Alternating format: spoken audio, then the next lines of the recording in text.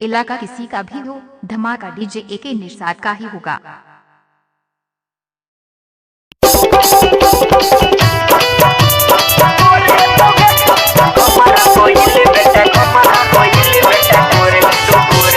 DJ Umesh Sukhipur बाजार presented by Maa music recording studio Ladania. कहा छपेलो मटकोरे है तुगे तोहला मुहाला में सोरे है तुगे। कहा छपेलो मटकोरे है तुगे तोहला मुहाला में सोरे है तुगे। छोरी हमारा कइल बेटा गोर है तुगे, छोरी हमारा कइल बेटा गोर है तुगे।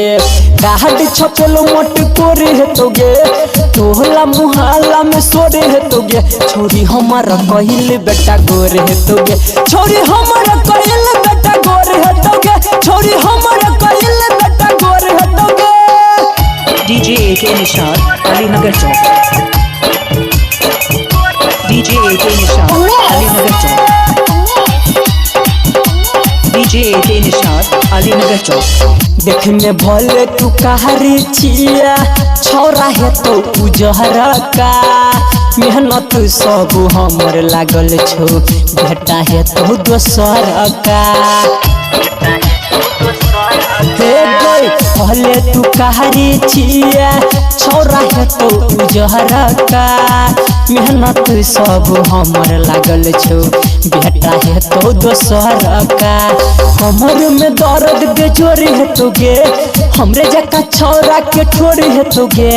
कमर में दर्द बेजोरी है तुगे हमरे जका छौरा के ठोरी है तुगे। छोरी हमारा कइल बेटा गोर है तुगे, छोरी हमारा कइल बेटा गोर है तुगे, छोरी हमारा कइल बेटा गोर है तुगे।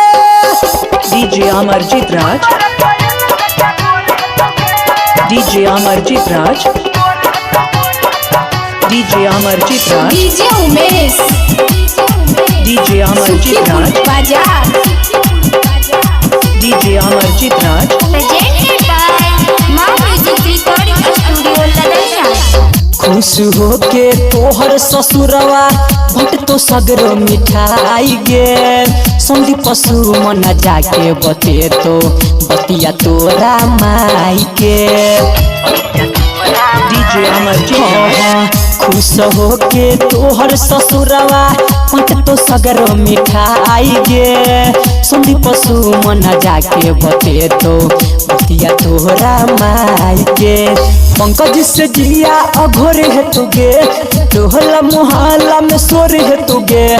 मनुआ से जिया अघोरे है तुगे तोहला मुहाला में सोरे है तुगे। छोरी हमारा कहिल बेटा गोर है तुगे, छोरी हमारा कहिल बेटा गोर है तुगे, छोरी हमारा कहिल बेटा गोर है तुगे।